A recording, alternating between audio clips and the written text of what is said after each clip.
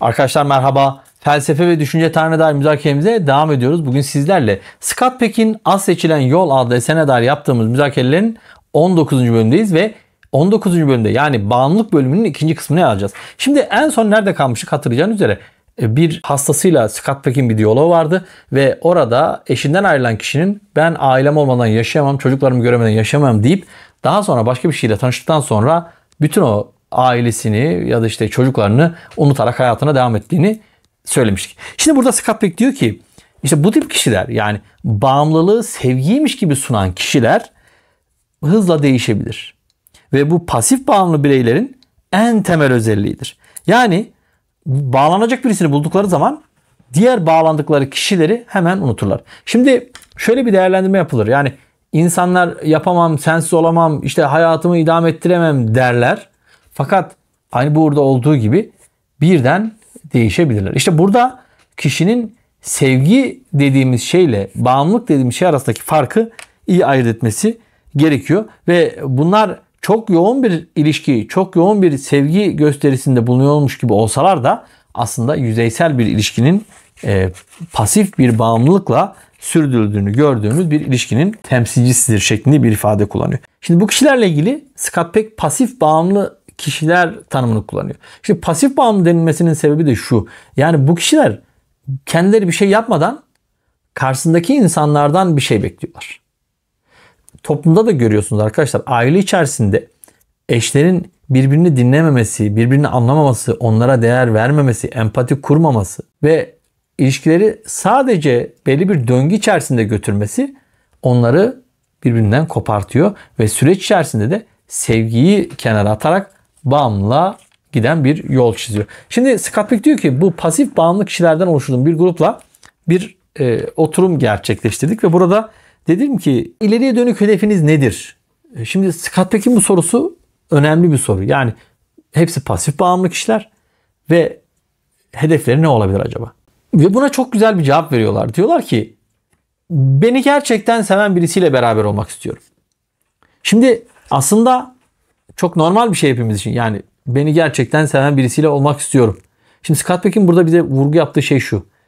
Bu ifade kendine dair bir gönderge taşımıyor. Karşısındakinden bir şeyler yapmasını bekleyen bir ifade tarzı. Bundan dolayı da eğer kişi gerçekten sevilmek istiyorsa Scott Peck'e göre sevilmeyi hak etmelidir. Kişi sevilmeyi hak etmeden karşısındakinden sevgi bekleyemez. Eğer böyle bir şey bekliyorsa asla sevgiyi bulamayacaktır. Yani sevgi beklenilerek elde edilen bir şey değil. Sevgi kendimizi değiştirerek, kendimizi yenileyerek ve hayata değer katarak elde edilen bir şeydir diyor. Bundan dolayı da bu şekildeki pasif bağımlı kişilerin ancak ve ancak bu kararlılıkla devam ederlerse toksik ilişkilerden başka bir ilişki biçimine ulaşamayacaklarını söylüyor. Şimdi burada bir de pasif bağımlılıkla ilgili şöyle de bir durum söz konusu. Diyor ki Scott Peck, aile içinde herkesin belli rolleri söz konusudur. Yani kadının yaptığı işler vardır, erkeğin yaptığı işler vardır. Birisi bir şeyden çok daha iyi anlıyordur, diğeri bazı şeylerden daha iyi anlıyordur. Ve bu iş bölümü yani çocuklarla ilgilenme, işte evin ihtiyaçlarını karşılama, yemek yapma, sabahleyin işte çocukları bırakma, alma hepsinde belli bir iş bölümü söz konusudur diyor. İşte bunu sürekli olarak tek tip üzerinde yüklendiğiniz zaman o zaman karşınızdaki insanların belli melekelerini körelttiğiniz için bu sağlıklı bir tutum değil diyor. Yani evdeki iş bölümünde kadının da erkeğin de hem çocuklarla ilgilenme hem evin ihtiyaçlarını giderme hem de hayata dair katkılarda sorumluluk alanlarında kimi zaman farklılıklar yaparak birbirlerine tamamen bağımlı olan yani birisinin gördüğü şeyi diğerinin hiç görmediği bir noktaya getirmeden, körleştirmeden ortak alanları düzenlemeleri gerekir diyor. Tabii ki birisinin daha iyi anladığı noktalar vardır ama diğeri tamamen o alana kör olmamalı diyor. İşte eğer kişi bu şekilde davranırsa o bağımlılık dediğimiz şeyden uzaklaşır diyor. Genelde pasif bağımlı kişilerin en temel özelliğinin aile içerisindeki rollerin çok katı bir şekilde belirlenmesi ve bu rol dağılımının dışına çıkılmaması şeklinde bir yöne saptığını söylüyor ki bu da işte o bağımlılık derecesini arttırarak kişinin kendi olmasını, kendi ayakları üzerinde durmasını engelleyen bir durum olarak karşımıza çıkıyor diyor. Şimdi burada bağımlılıkla ilgili şöyle bir durum karşımıza çıkıyor. Ya bunun kökeni nedir aslında? Yani neden insanlar bir başkalarının kendileriyle ilgilenmesini, sevmesini, beğenmesini ve onlarla sürekli olarak hayatını idame ettirmesini ister? Neden böyle bir bağımlılık moduna girer? Şimdi bunu Scott Peck çocukluğa dönerek aslında açıklıyor. Yani kişi, hani ilk müzakerelerde konuşmuştuk ya, ebeveynler tarafından gerçekten sevilse bile bu sevginin koşullu olduğuna dair bildirimler alırsa bu sevginin net ve onu tatmin edici bir sevgi olmadığı düşüncesine kapılabilir demişti ya. İşte o. Yani kişi çocukluğundan itibaren anne babasının sevgisinin net bir şekilde hissetmiyorsa, ailesinin ona verdiği değeri açık bir şekilde görmüyorsa, o zaman bu kişinin ileride bağımlı kişilik bozukluğuna girebileceğini söylüyor. Yani biz en başta şunu söyleyeceğiz. Çocuklarımızın dış dünyaya açılırken sağlıklı bir zemin üzerinde açılabilmelerini istiyorsak, arkadaşlık ilişkilerini kurmasını istiyorsak, aile kurmasını istiyorsak, öncelikle biz ailemizde çocuklarımıza sevgi ve güven ortamını oluşturacak bir yapı kurmalıyız. Ve burada da sevgi ve güven ortamı derken, şimdi bunu maddi getiriyle ya da işte eğitimle, diğer şeylerle kıyaslamıyoruz. Şimdi Scott Peck'in önceki müzakerelerini yine hatırlayalım. Orada diyordu ki bir aile çok zengin olabilir, maddi gücü çok iyi olabilir ama çocuklarıyla doğrudan ve yakından ilgilenmediği için çocuklar çok duygusal açıdan, davranışsal açıdan çok geri noktada olabilirler. Aynı şekilde bir ailenin maddi durumu o kadar iyi olmayabilir ama çocuğuyla doğrudan ilgilendiği için, ona sevgisini, bakışını ve ilgisini yakından hissettirdiği için o çocuk çok daha duygusal ve empatik açıdan güçlü ortaya çıkabilir diyor. Onun için bizim de işte bu bağımlı kişilik bozukluğunun ortaya çıkmaması için yapmamız gereken temel bir görev var.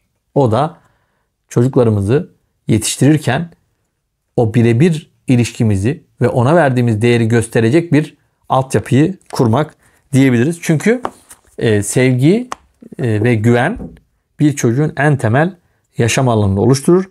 Sevgi ve güveni kazandıktan sonra da çocuğumuza kazandıracağımız disiplin işte aile hayatını koruyacak en önemli unsur. Şimdi toplumda görüyoruz, işte aile kuralım, aileyi geliştirelim, aile toplumun temel taşıdır. Doğru. Fakat aileyi kuralım, aile toplumun temel taşıdır. Bu eğer sağlıklı bir zemin üzerinde kurulmuyorsa o zaman ciddi sorunlara gebe bir toplumsal yapıya da hazır olmamız lazım. Onun için biz aileyi kurarken önce kendi ailemizi nasıl kuruyoruz ona bakmamız lazım.